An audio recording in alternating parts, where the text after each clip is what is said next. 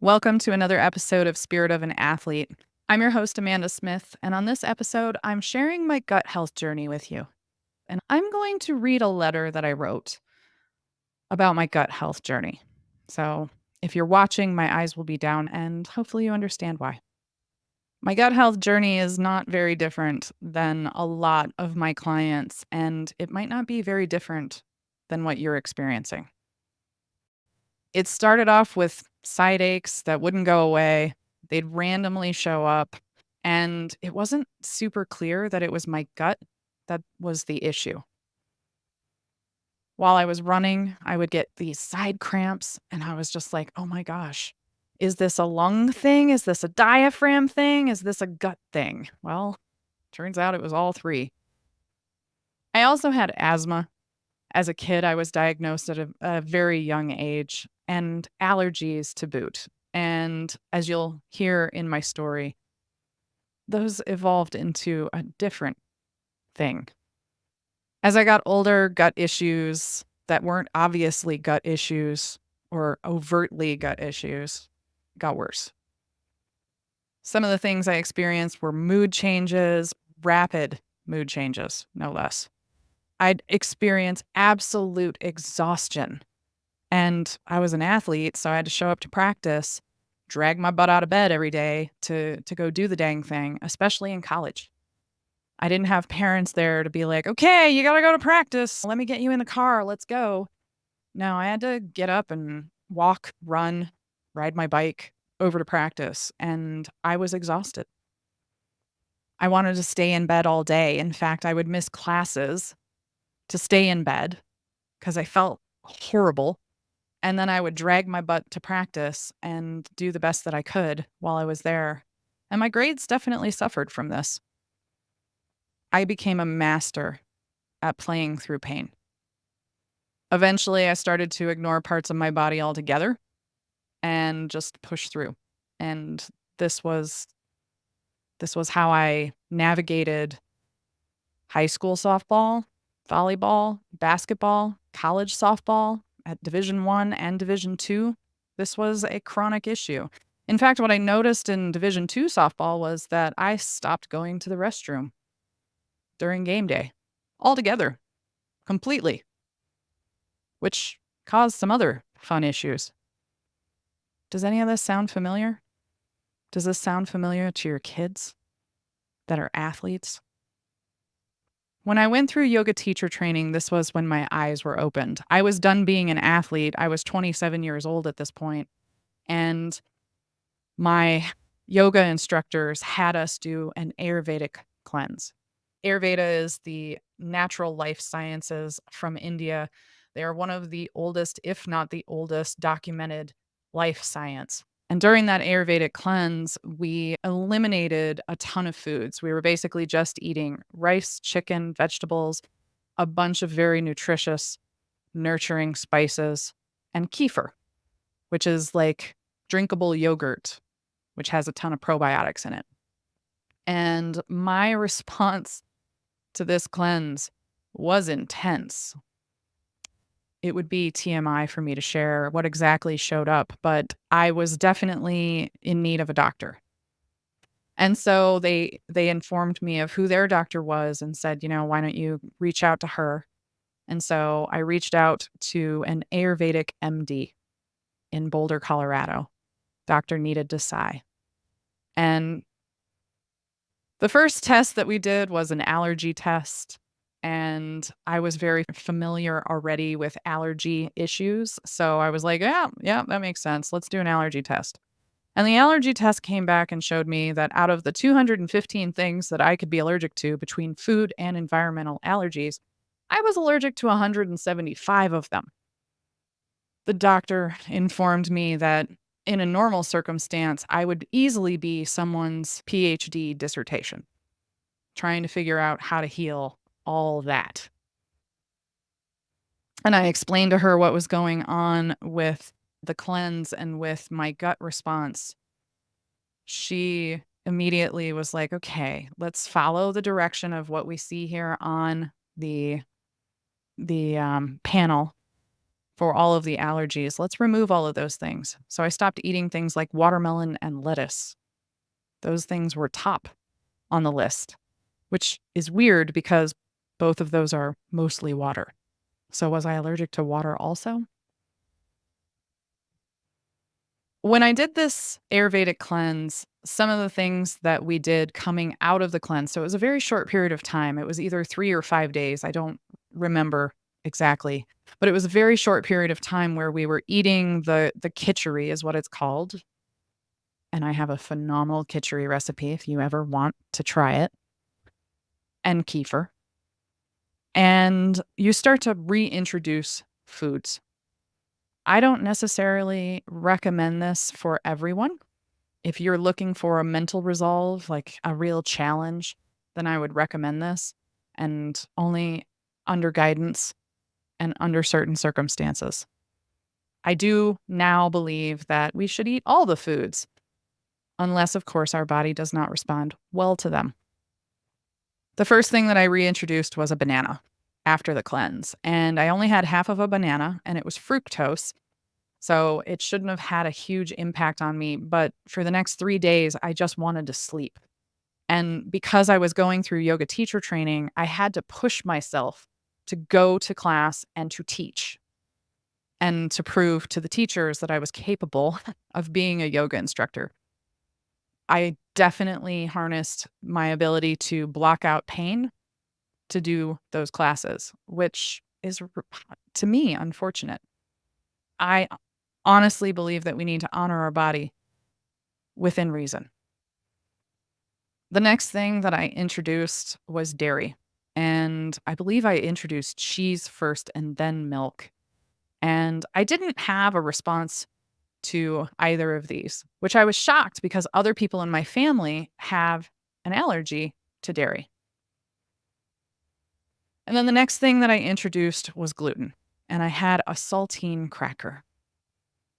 Man, what an eye-opening experience. So I ate it right before going to the nighttime class, and I was on the phone with my mom, and the first thing that I felt was the side ache that I normally felt and wasn't sure what it was, and that side ache shows up right by my liver. So there was some digging, some further digging to find out, was this the small intestine or the liver or both responding to the gluten?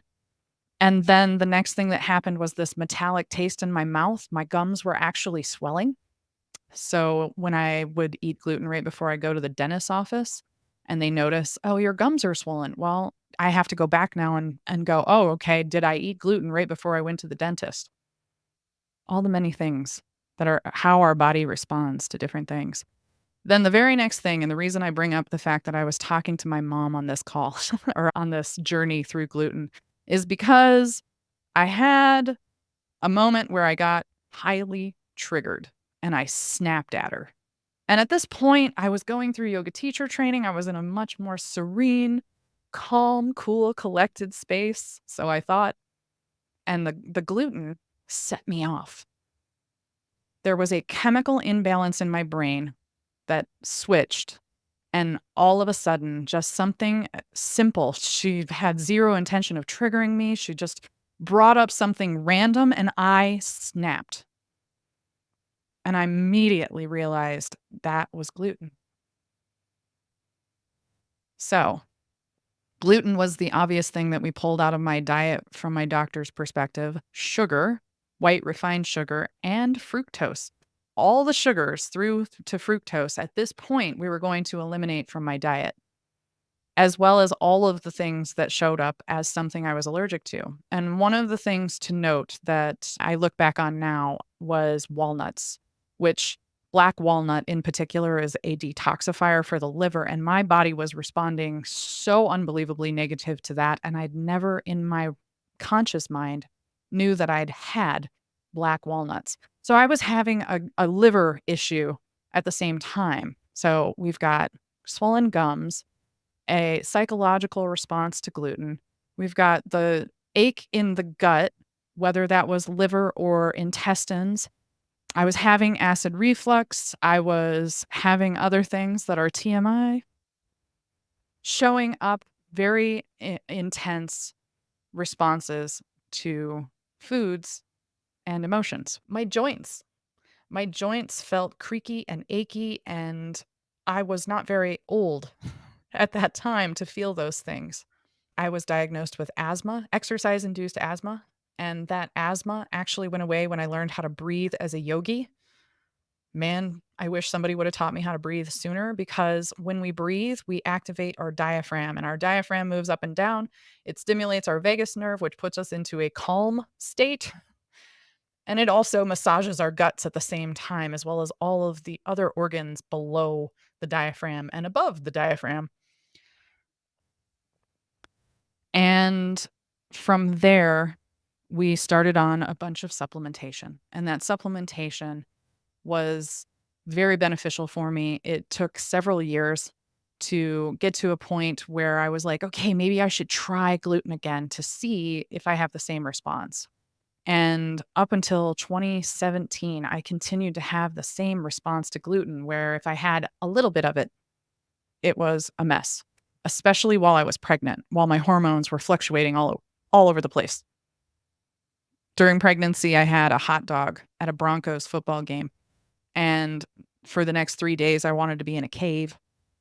I couldn't see the light of day. It was too intense. I didn't want to hear sound. I was laid up for 3 days. And at this point, I was working on the Artemis program. So being laid up for 3 days wasn't exactly ideal for work. Digging through my childhood, my mom informed me that I was on antibiotics from 0 until about 8 years old. And this was because I was constantly sick. I had ear infections, I had sore throats, I had strep throat. By 4 years old, they'd removed my tonsils. Not something that is highly recommended anymore, but in severe cases, definitely something to look into. The body still keeps the score. I know that now, because I still get sore throats as an adult, and well, it shows up where my tonsils would have been. Weird. Being on antibiotics for that long of duration, on and off, for those 8 years, when my gut was trying to figure out how to build my immunity. The flora in my gut was constantly wiped out every time I had those antibiotics. We didn't know that then. In the 80s, we didn't have nearly as much information as we do now. So by the time I hit puberty, my guts were a mess. And because large hormone shifts in our body tend to set us into new waves of life. So for women, this is puberty, and then every cycle, pregnancy, and then menopause. All of those tend to shift the chemistry and the biology of our body. Since I had almost no flora in my gut to work with, my immune system was highly compromised. And looking back, I was a very rage-filled person, and we now know that rage likes to sit in the liver. And that rage would show up a lot as I was going through my cycles, and likely it had a lot to do with gluten and sugar.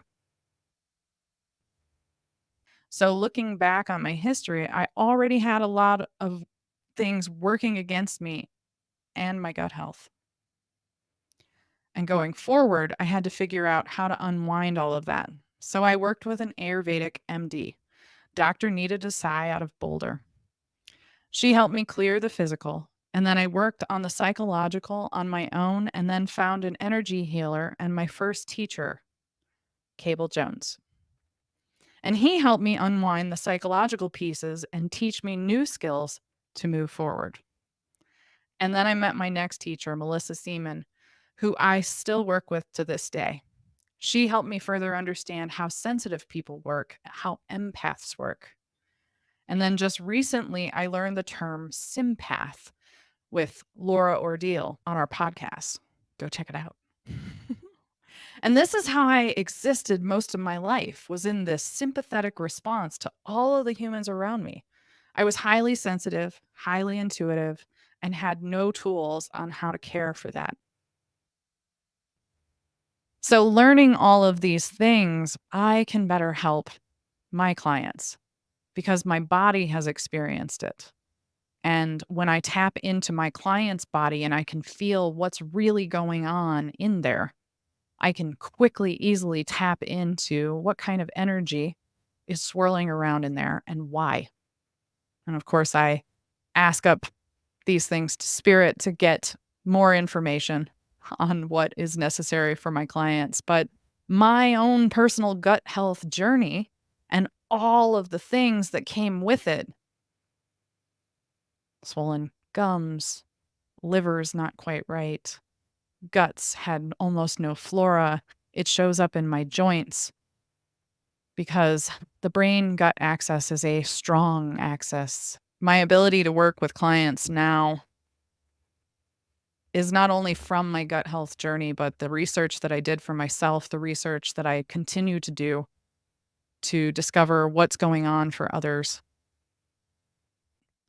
And now, in my work as a body whisper healer, I help people learn how to take care of their sensitive bodies when they have chronic conditions.